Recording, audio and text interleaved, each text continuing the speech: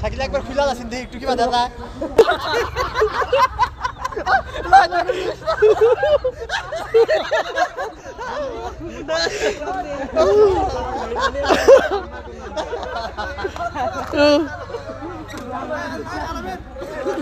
Lavlu গো